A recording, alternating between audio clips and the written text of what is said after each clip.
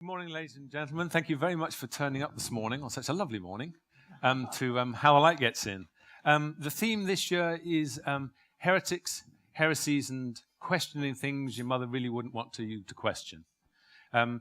We thought we'd start with the questioning the mother of all theories, the Big Bang, science's very own Genesis story. Chapter 1, verse 1, in the beginning there was an enormous bang. Or was there? I'm extremely conservative in this. I'm happy with the Big Bang. It'll last me out, as the saying goes. So I think that the Big Bang is a fantastically successful framework for describing what we observe in the universe today. And I'm sure we're going to be hearing about some anomalies later on, but I don't think that should obscure the fact that it describes a fantastic number of things incredibly well. We look out, we see galaxies, we see clusters of galaxies. We think that we can calculate the statistical properties of those things from fundamental physics principles, which I think is totally amazing. It's just mind-boggling to think that all the stuff that we see in the universe originated from quantum fluctuations in a very early phase of the Big Bang, the so-called cosmological inflation. Now, of course, like any physical theory, I would regard the Big Bang as being provisional. Tomorrow, perhaps even yesterday, something could come up and invalidate the Big Bang theory. I think so far it's working incredibly well, and until I see a better whole, I'm not going to go to it. Big Bang theory works beautifully well. It's a very simple idea. However, it comes at a heavy price tag, that of the initial conditions. What gave that first bang? How did that come into existence?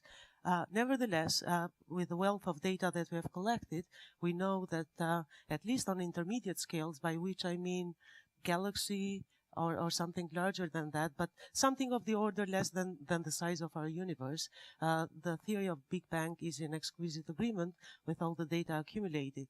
So as a physicist, that gives me hope that there is something very profound in the content of the standard model of cosmology. Having said that, we also have to explain what gave those initial conditions, what gave the Big Bang itself. So in that sense, I would say that our standard model of cosmology, although correct in a certain regime, it's an incomplete theory. That once we start asking those more profound questions, what was there before the Big Bang? Where did that come from? In that sense, then we need to have a paradigm shift, to go beyond the Big Bang theory into something larger, such as the multiverse, and then have this local theory embedded into that larger, more fundamental theory. You mentioned as the problem the initial conditions. Is that the fundamental problem, or are there others? That is, in my books, that's the most fundamental problem with that picture. Of course, observationally, recently we have accumulated a wealth of data which, at the largest possible scales for our universe, do not fit in with the picture of the standard model. So that's disturbing, and we have to come up with an explanation of that data. But that is an indication of the same problem, that the theory, although valid at certain scales, it's an incomplete theory. I shouldn't be thought of as somebody who's arguing against the Big Bang. The Big Bang, I certainly believe, did happen. It's not the only problem I have with it. Well, two problems that both been mentioned, I think. One of the problems is that, well, the very special nature of it. The second law of thermodynamics tells us that things get more and more random as time goes on. So if you go backwards in time, that means the Big Bang must have been something very, very special. Of course, there was this walloping explosion. Why was that special? Well, it was special in very particular ways, which are rather extraordinary. Everything was thermalized, in other words, random, completely random, except for gravitation. And if you're going to have a theory which explains what's going on at the Big Bang, you have to explain that huge discrepancy between the very, very special nature in gravitation and a very random nature in everything else. Now, the main argument I have with what people have said previously here, is whether the Big Bang was actually the beginning. And in the view that I should say up to about 8 years ago, I believed that this was the beginning. And it was even meaningless to ask whether there was something before it, because it was the singularity when the notions of space and time lose their meaning. So how can you even talk about before? I've changed my view on that for various reasons, which maybe will come out, and I can't say too much right now. But the view is that there was something going on before the Big Bang, and that what that was something very much like our own, what I call the eon. Our eon started with the Big Bang and will end with this exponential expansion, which is something observed to be taking place, and that there was another such eon before that, another one before that, another one, and there will be another one after ours. A whole bunch of turtles. Yes, a lot of turtles standing on top of each other. But the key thing is, how do they do the standing, you see? So the main problem is, I'm going to say that the Big Bang that we have for our eon was, in a certain sense, the scaled-down version of the remote exponential expansion of the previous eon. Now, you've got to make sense of that idea. Yes, please do. But the main problem I have, there's really only one problem I have, apart from having an eon prior to the Big Bang, only one problem I have with current standard cosmology is inflation. Because there is this picture that the universe had this exponential expansion in the very, very early stages of the universe. I'm displacing that to the previous eon. So in a sense, there was an inflation, but that was the exponential expansion of the eon prior to ours. I'm also saying that there are strong observational implications of this theory. It's not just talk, and that there are strong indications supporting this, which I can perhaps come back to in later discussion.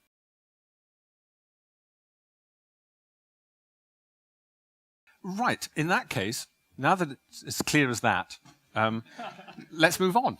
But before we do, you're not saying things in the current theory didn't happen. You're just saying we'll push them further away. So inflation happened. Inflation. Oh, I see what you mean. Yes. But it happened just not here. It's a not in my backyard sort of theory. If you like. Although it's completely different in many respects. I mean, as John was saying, that the current view is that there are these fluctuations in what's called the inflaton field, which drove the inflation. Yes. And it's these quantum fluctuations which gave you the irregularities that we do see in the universe. Yes. On my scheme, that's not the case. These irregularities came from irregularities which were previously in the previous eon. And so that they fed through into ours. Right. So this is actually one of the points I'd like to pick up with Roger. Yeah. So in the sort of standard, conventional, boring framework that I represent, when our current universe was 10 to the minus 35 seconds old, it underwent this period of exponential expansion. And during this period, there were necessarily quantum fluctuations that you can calculate. And those would be the seed of all the visible structures in the universe, with the aid of a little bit of dark matter just to help it on its way. But this theory is really fantastically predictive. It predicts the spectrum of these things, the thermal properties, all sorts of properties, which so far seem to be in fantastically good agreement with the data. I agree that, as Laura mentioned, there are some issues. Maybe we can come back to them later on. I just wonder, Roger, whether your framework is as powerful in terms of making predictions. And I also just be interested in the question whether you would predict tensor perturbations. Now, this is a somewhat technical subject. Open parentheses. The B-modes things. There was a recent announcement about a month and a half ago about these things called B-modes in polarization. These are electromagnetic, photons, and they notice polarization having a certain pattern that would be inconsistent with the the standard view about where they came from. Okay. And so, before Roger answers your question, can we, just for the sake of the uninitiated, just talk about what is or isn't wrong with the Big Bang? I mean, you've already said not a lot is wrong with it, really. I think you talk. I don't think I said that. I just don't want people to lose track of the fact that it's a fantastically successful theory. And I agree that there are issues with the initial conditions, but as I commented when Laura was speaking, if it happened once, maybe that's good enough. But the thing which I'm really interested to hear about from both Laura and Roger is what characteristic predictions their alternatives make that differ from those of the conventional Big Bang theory, and what evidence there may be already for something before, beyond, or whatever the Big Bang. Well, I promise you, we will come to it. We will definitely cover that. Lara, would you pick up on what you think may be wrong or not wrong with the Big Bang theory as the standard model? Again, I wouldn't say there is something wrong with it, rather than it's incomplete. Even if it were a complete theory, even if every single data point we had agreed exquisitely with that picture, it does not mean that we would stop our inquiry. So always coming up with alternative theories that perhaps make the same set of predictions as our beloved theory, that's a very healthy way of doing science. So by that token, coming up with alternatives is important, because we are indirectly putting this Big Bang theory, our standard model of cosmology, into a tighter spot. Not only does it have to make predictions that are tested by experiments and agree with experiments, but those predictions have to be unique. So coming up with alternatives, I believe is very important, as long as the motivation is of course, an important one. In this case, it is. It's the issue of the initial conditions of that Big Bang, of that inflaton field. And that's a very important issue, because as scientists, we don't feel comfortable presenting a picture that is incredibly special. We want to understand further and further. So that alone, even without the anomalies and without the recent data, that alone is enough to motivate hard work in coming up with extensions of the Big Bang or alternatives. So my view on this story is that at lower energies, this theory is correct. And we know that it agrees very well with the data we have accumulated. At higher energies, and I'm opening a can of worms here, because when we get to Big Bang energies and we ask what was there before, we are very generously using concepts of time, when at the same time we don't even understand what time is, whether time itself emerges at the Big Bang or not. So I'll put that issue aside. The issue is there a time before the Big Bang, and let me assume that there is. So I can ask. I have the right to ask what was there before the Big Bang, because the word before makes sense. In that case, my favorite theory is the one I've been working on, which is based on the dynamics of quantum gravitational degrees of freedom. And by that, what I mean is, suppose you have many possible initial conditions you can start the universe from. And then each one of those will have some energy that will drive that initial patch through a Big Bang. It will also have quantum fluctuations that play the same role as having particles in them, as having matter in them. Any realistic cosmology should have at least those two ingredients. Now, we know what matter does. It will try to take that initial patch and crunch it into a point. In physical jargon, we say that that's a positive heat capacity system. Energy does the opposite. It tends to reach equilibrium by trying to expand that initial patch, to blow it up and make it infinite size. So each one of those initial patches, and for the sake of argument, assume that energies and matter are randomly distributed among those. You're talking in the multiverse. Yes. Right, I'm talking before the Big Bang. Right. So I start with many possible initial conditions. If I force myself to start with only our Big Bang, then there is nothing left to discover. We've already started with the story we want to hear. Right. So let me start by a very general setting where there are many possible initial universes, all of them having matter and energy, and each one of them can possibly go through a Big Bang and produce a universe like ours. The question is, do they? So that's where the evolution is very important. All those initial patches that will have a lot of energy, they will manage to blow up, to go through a Big Bang. And all the ones that have very low energies will become terminal. They'll never, because of the matter, they will never manage to go through a Big Bang phase. So in that sense, all high energy universes will go through a Big Bang. So locally, in each one of them, you will have a Big Bang story. Now, that addresses the issue of the initial conditions. when Sir Roger made the calculation of the probability to start with our Big Bang inflation, there was a series of assumptions behind that gave that incredibly small number. Now, if you follow the dynamics carefully inside each of those initial universes, and find out how matter is behaving, how fluctuations are behaving, and energy, then you will find out that that probability estimate changes. The more probable universes are the ones that start at very high energies. That's the only way for them to survive. Is there evidence of these other universes? You talk about them as if we could get them at Sainsbury's, but but are there great new commercial? every little bit? Is there evidence for other universes other than popping it out of mathematics? Evidence and hints, yes, but as theoretical physicists, I believe all three of us start with an idea and we develop that into a mathematical theory, and then we derive predictions that can be tested. So getting to that stage of deriving predictions that can be tested, I think absolutely. It's in the picture I just described, all these universes, since you are doing quantum mechanics, practically, but on some superspace, on that space of initial conditions. In that picture, all these universes are quantum entangled with one another, which is something we can calculate. Once you have a coherent story of before and after, you can always trace forward entanglement and everything else and make a set of predictions. The universes are entangled with each other? Yeah. Oh, Lord. Quantum Okay. entangled with each other. Right. Now, moving to another alternative. Before we get to the other alternative, John wanted to say something about the previous alternative, I think. He's still entangled with your previous.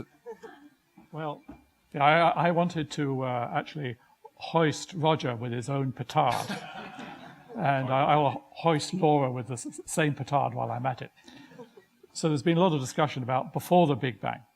So the problem that I have with this is that we have concepts of space and time that work perfectly well in everyday life.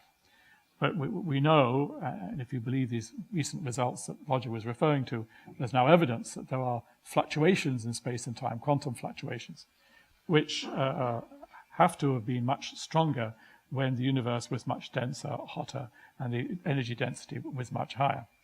And I think most people would expect that those fluctuations would become so intense that you couldn't actually talk about space and time if you go back sufficiently far in the Big Bang. So for me, time ceases to exist at some point, and so it's meaningless to talk about what happened before the Big Bang. Okay. Take that. Yeah, it's a bit of a showstopper, that one, John. I'm glad I stated that understanding time is a problem, because there are two. Absolutely, we have to understand the fundamental structure of space-time, and whether that's emergent or fundamental, in order to even be able to make sense of issues such as what was there before the Big Bang. But when it comes to time, and that kind of question has been going on for at least 1,000 years, nobody knows the answer. Can we return to what evidence you think there is for other universes? Because even if we can't tackle time, if you're telling me that there's evidence in this universe... Not until I reply to John. So John is taking the view... Okay. All right. John is taking the view that time is a local emergent process. It occurs only at the Big Bang itself. And there are two major views. One is that time is fundamental. It's always there. But locally, you can get an era of time by the process of the Big Bang itself. You break that symmetry of before and after. So that's one view, and in that case, you can talk about what was there before the Big Bang. And the other view is there is nothing, time does not make any sense before the Big Bang, so we can only study, we put a curtain and we limit ourselves from the Big Bang to present day. Yeah. But even the question of what was there before does not make sense. That sounds like a linguistic problem rather than an actual physical problem. It's actually a very fundamental physical problem. It's a very fundamental difference in point of view. Yes. And Laura is quite correct. I take the second point of view. Yes. That if you go back sufficiently far in our universe, in our Big Bang, if you like, you encounter some sort of cosmic mush. Right. It's the view of Hawking, I think it's his quip, that there's nothing north of the North Pole. I mean, it ends there. And then you can't go any further north because it doesn't make any sense. But then you're taking the view that, fine, there may be nothing north of the North Pole, but there's something somewhere. I haven't been to the North Pole. I got close and I have to take Can we, now that you have... I think I need to comment on some of these. Please go ahead. I mean, John is certainly expressing a view which I held for a long time. And one of the troubles, you see, the idea is that we've got to understand quantum gravity in order to know what the Big Bang is doing, because here we have a situation where curvatures become so large that you're going to have quantum mechanical features combined with gravity. You've got to have this theory nobody agrees about. There isn't a theory of quantum gravity. It's a hopeless problem. Now, the thing is that I also think it's a hopeless problem for a different reason, which is the one that Laura was mentioning, basically is the improbability of this initial state. Yes. Now, according to standard quantum mechanical ideas, all these different alternatives ought to contribute to that initial state. Mm-hmm.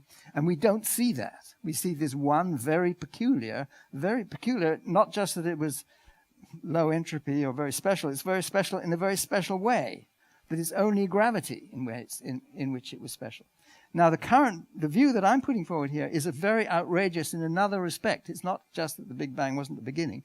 It's also, see, I lose all my friends. I lose my friends who are... We still love you, Roger. Let's carry on. I lose my friends who think inflation was there and had to explain all these things. And I lose my friends who said quantum gravity, we've got to work on that because that's the solution to this Big Bang problem. I'm saying it wasn't quantum gravity.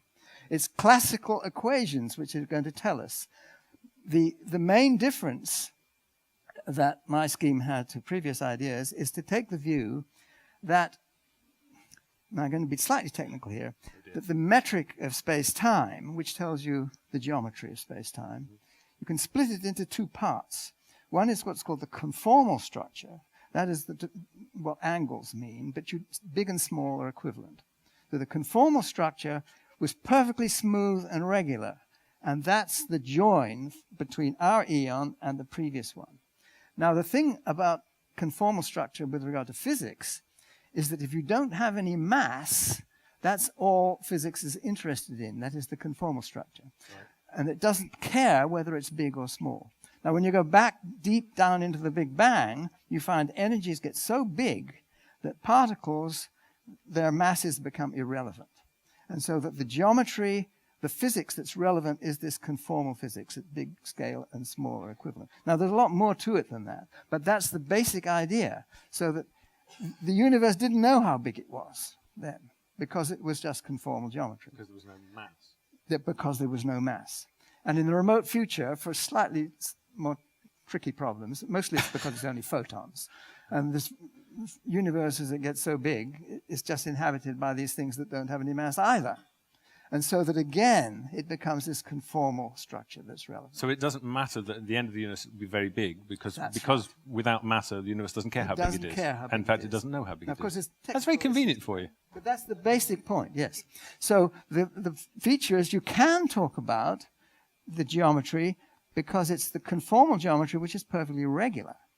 And that conformal geometry, which doesn't care whether it's big or small, does know what's before. You could talk about before. It's not that the geometry loses its meaning completely, which is the sort of picture that people had. It's got to be quantum geometry, you see. I'm saying no. As long as it's this very special kind of geometry that is this 1 in 10 to the 10 to the 124, whatever it is, yes, then as long as it's that particularly special kind of geometry, that doesn't need how big or small it is. And so it makes sense to extrapolate from the previous eon to ours. Now, you see, there's also this question about parallel universes. My view is now that there weren't any parallel universes, that ours is the only one. We have sequential universes, if you like. It's these eons, one after the other. And information directly goes from one to the next. So when you say parallel universes, are you talking about other universes in the multiverse or the parallel universes you get from quantum mechanics? I don't mind, either one. the picture that Roger, that's not helpful. The picture that you see, the picture these conjure up is that we've got our universe carrying along happily, yes, sitting beside it in a certain sense. It's yes, not beside in any order. It's a pile of turtles. Yes. Well, these are sideways turtles. They're all sitting next to it. See, that's the difference. Sideways turtles. It's a room full of turtles, you see, rather than turtles standing on top of each other. The on top means the time direction, you see. So that if the turtles are all next to each other, and don't know that there are other turtles are there. Yes. That's the parallel universe picture. Right. So the two pictures that we're presenting is one where you get these other universes in space-time, or one whether you get them in time only.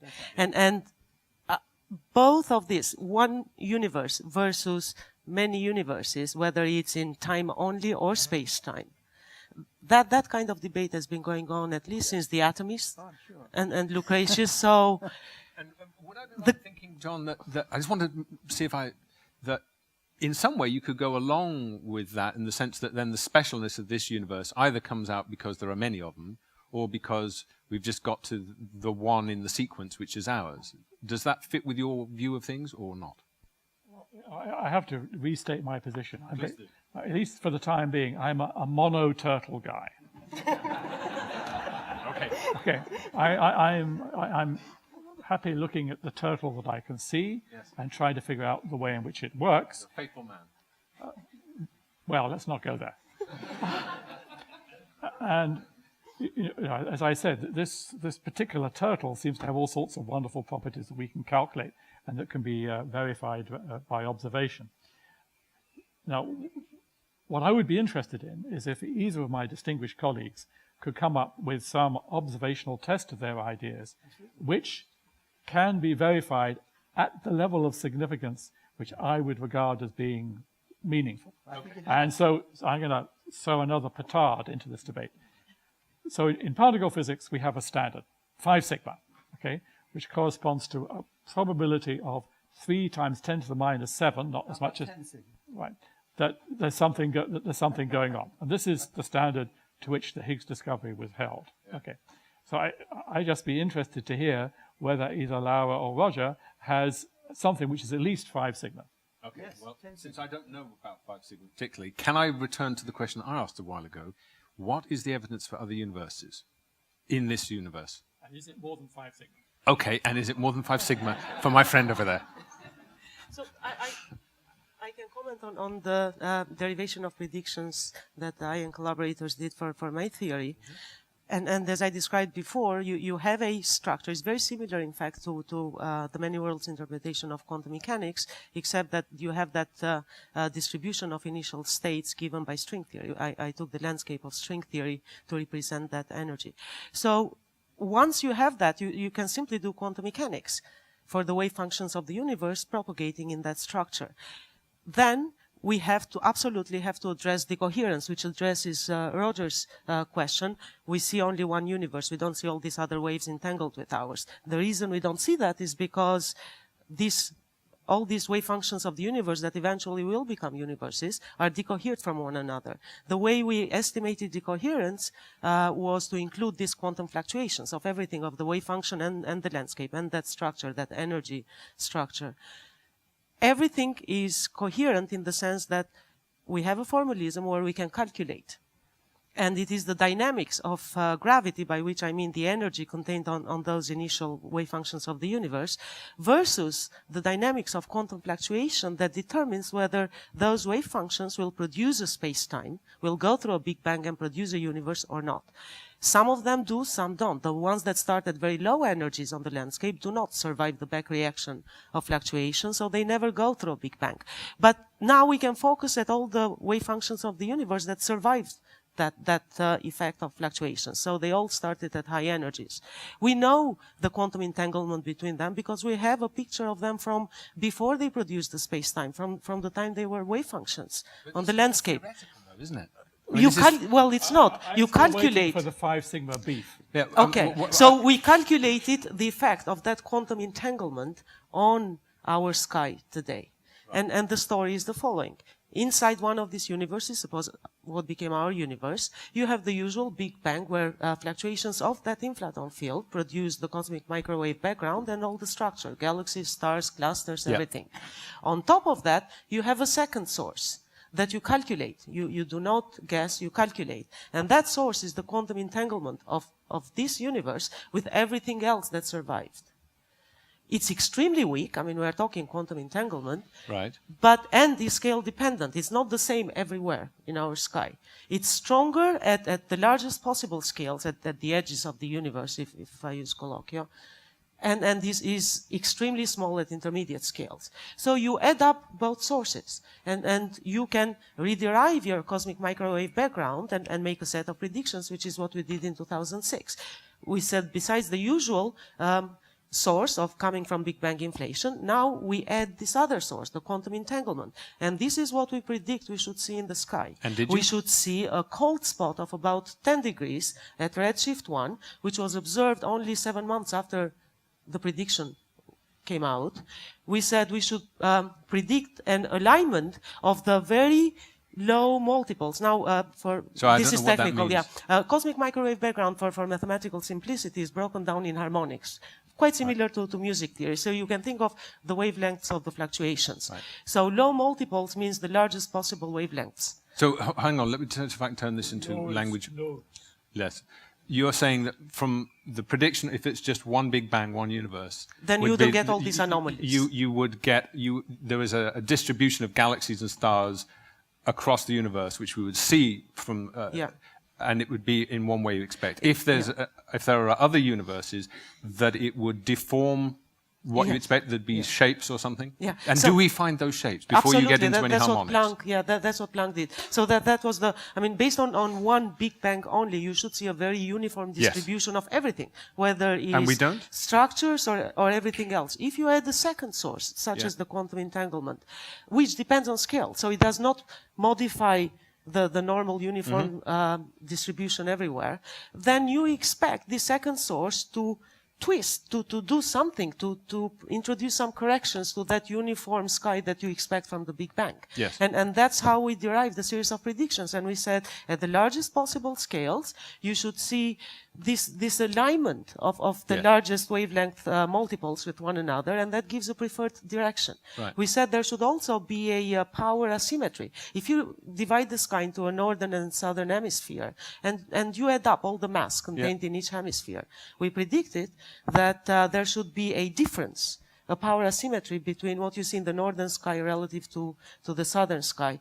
We also predicted that supersymmetry should be broken at energies about 100,000 times higher than TeV if inflation occurred at gut energies. So you're saying there is physical evidence of the effect of other universes in the space of the multiverse, which through quantum entanglement, not gravity, are bleeding into ours and deforming it. Yeah, but getting back to the 5 sigma effect, I mean, even Planck itself, that was the first data release. Now, these anomalies were seen by WMAP previously, another satellite experiment, but they did not have the same amount of data and sophisticated machinery as Planck. So Planck confirmed the statistical significance of all these anomalies in their data release last March.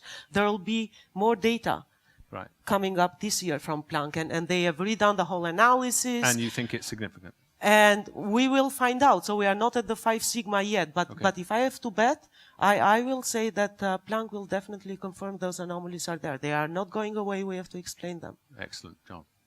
I'll come to you in a second. Excuse me, Roger. Let me just respond to Laura a little bit. So I agree that the signatures that you're talking about are very interesting. And there are effects. People disagree on the significance of them, but typically 2 or 3 sigma in these low multipoles. Okay, and there is some evidence for hemispherical asymmetry. Yeah. But this is not at the level that I would regard as, extraordinary standards of proof that one would require for an extraordinary claim. So, but I have great sympathy with your point of view. Let's see, what happens with future releases of Planck and other data. All right.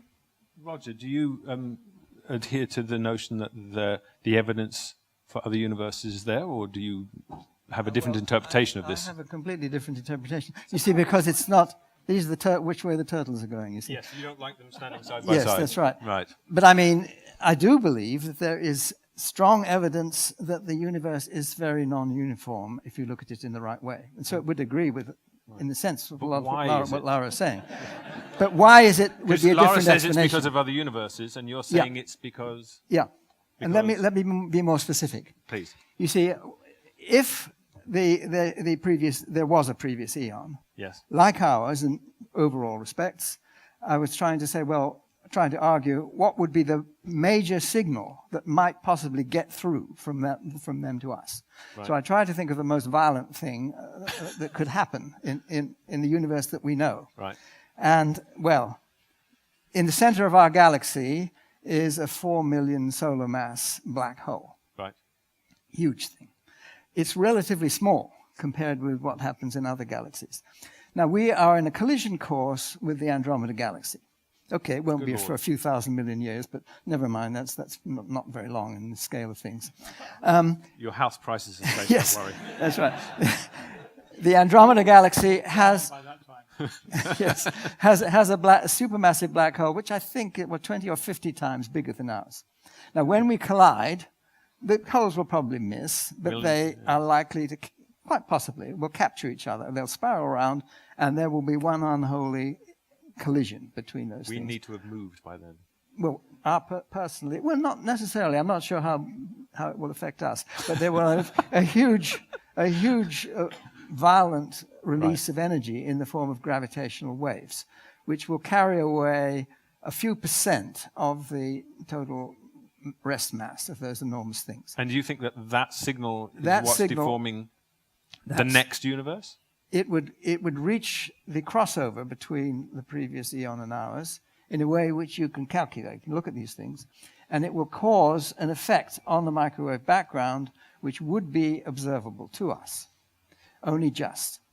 It would give the initial dark matter a kick, and that kick would be in the form of a ring, a circular ring. Right. Now, so you see the same circular rings, but it's from this well, cataclysm in the previous I don't know universe. whether individual rings would be particularly significant, because well, what we do is look for triple rings, 2 or 3. You see, because if you have a cluster of galaxies, ours is a relatively small cluster, so it won't be very interesting from this point of view.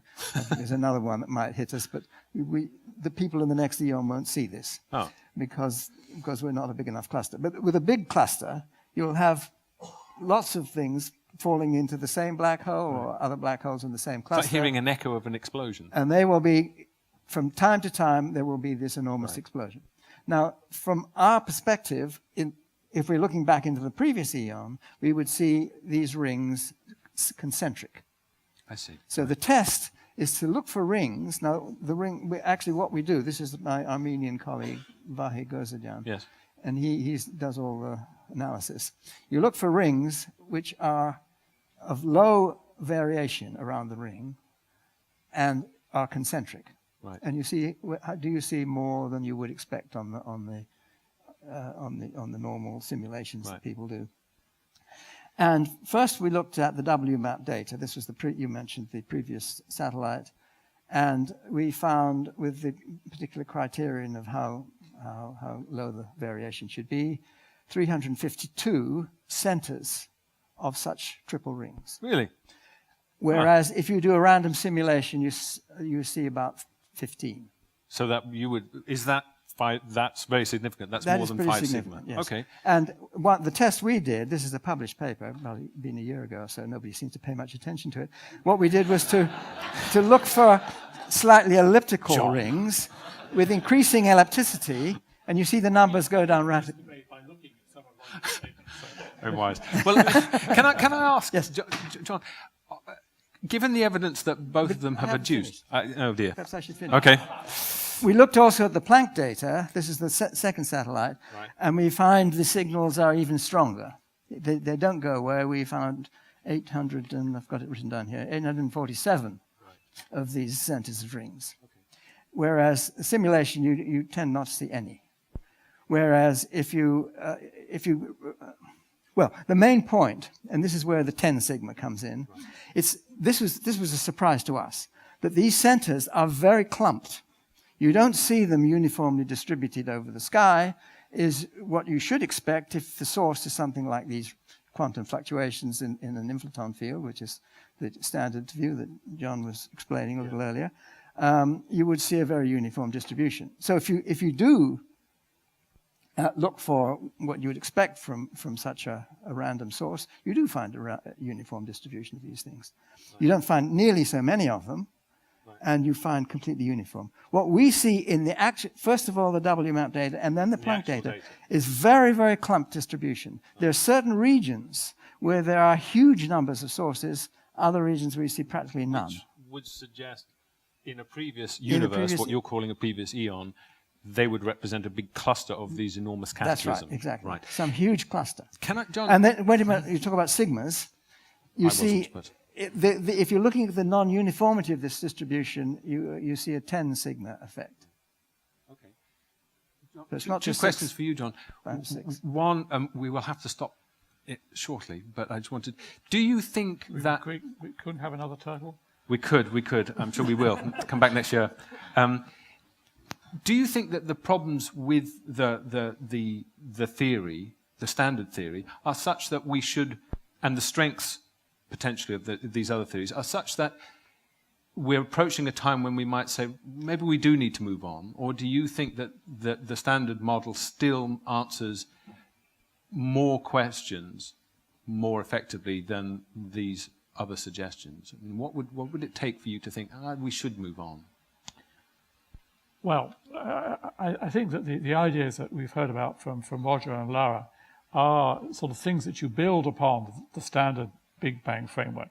Mm-hmm. And what I hear from both Roger and Lara is that their models would predict deviations from the standard Big Bang plus cosmological inflation picture, which are relatively subtle, but if they hold up and they're confirmed by independent analyses, would be extremely exciting. So I have every sympathy with that point of view. For me, one of the key unverified predictions of cosmological inflation, which I'm certainly looking forward to hearing about, is whether or not these gravitational waves exist, these fluctuations in the fabric of space-time, if you like. Conceptually, I think observation of these will be fantastically important. First of all, because we haven't seen directly gravitational waves, and secondly, because these would have a quantum origin. And so, observing these things would really, be a very important building block in understanding what happened in the very early universe. So, as Roger mentioned, there was a report a few weeks ago to have observed these things, which in the last couple of weeks has been attacked by various people on blogs and lectures, and in fact yesterday in a rather interesting paper. So I think what I'd be interested in hearing about from both Lara and Roger is what is their prediction for tensor perturbations? Will they predict something similar? By tensor perturbations, you mean these gravity waves. Yes. Can I say that? Would you guys predict something similar to what you get from inflation, or would it be something different? In my case, since the whole motivation of coming up with the theory was to explain the origins of the universe, but based on dynamics rather than assuming equilibrium, then since the answer is the universe has to start at very high energies, then definitely we do predict gravity waves and of the same order as BICEP. So it has to be a very strong signal of gravity waves. And as far as the results of the BICEP team are concerned, I have heard the team give talks, and I've also heard key people from Planck explain the results of gravity waves. For those that are not familiar, there's been a bit of a friction because Planck did not see the gravity waves, and yet there was this very simple experiment that managed to catch the gravity waves. And the conclusion again in that story is, and that's from the Planck teams as well, the conclusion of the story is that if you consider only one universe, then there is this very strong friction between the BICEP results for gravity waves and the Planck results. Because Planck discovered that some other perturbations, temperature perturbations, are very suppressed at those large distances. If all you have is one inflaton, one universe, one Big Bang, it is that one thing that produces both scalar and tensor, the gravitational waves. So if the scalar ones are suppressed, then so should be gravity waves. Yet you had this BICEP team with a $10 million telescope, a very simple telescope, discover there are a lot of gravity waves there. So the way out is to have a more complete... Together, the people in this room build another one to check whether they're right or not. Right. I suspect they are, because otherwise they could not have caught the signal if the signal was very weak. the telescope was simply incapable of catching any signal at all. Okay. Roger just wants to say something. Well, I want to say what our perspective on this is. They're not gravitational waves at all. That what one's looking at are these particular modes in the polarization scheme, which, according to our scheme, come from primordial magnetic fields. Now, the current view is there shouldn't be these things. I mean, that they're produced in other ways. Now, these primordial magnetic fields, that is, magnetic fields which were right there in the Big Bang. And that's a puzzle. Now, there is evidence that they should be there anyway, because magnetic fields are seen in galaxies, they're seen in clusters of galaxies, they're also seen in voids. Now, these are regions where there aren't any galaxies. And there are magnetic fields there. You still see magnetic fields, and it's a puzzle where they came from. Yeah. So they seem to have been there right from the Big Bang, which is not part of standard view. Now, you see, people say, well, there should be these E modes, which are allowed to be there. They're not the magnetic ones, those are the electric polarization schemes. And then you have to distort them, and that's why they say, well, there are these primordial gravitational waves, which sort of made them look like, or were, the B modes, which are the magnetic type. But I'm saying the magnetic type were there already. Right. Because in the previous eon, there would have been clusters of galaxies. In those clusters, they would have spun up and produced magnetic fields. And those magnetic fields would get through. Right. Now, the thing is that there is a very nice observational test here, because where you see, there were certain points in the sky where you should see these B modes. And those should agree with where you see particular kinds of these circles. Is it fair to say that we are living in a very exciting time in terms of these theories, a more exciting time than we have for some time? That there's a great ferment of real possibilities. What I find fantastically exciting is that these observations of the cosmic microwave background seem to be, to my mind, on the verge of revealing, what was happening incredibly early in the history of our universe, and it may well be something different from the standard Big Bang. So I personally believe it's premature to claim that there is evidence for a significant deviation from the Big Bang, but keep an eye open for Laura's effects. Keep an eye open for these, what I think are gravitational waves, what I think may be magnetic fields. Come back next year. Well, ladies and gentlemen, you have all stood on the verge this morning, and I thank you for being here. And would you please join me in thanking our three speakers?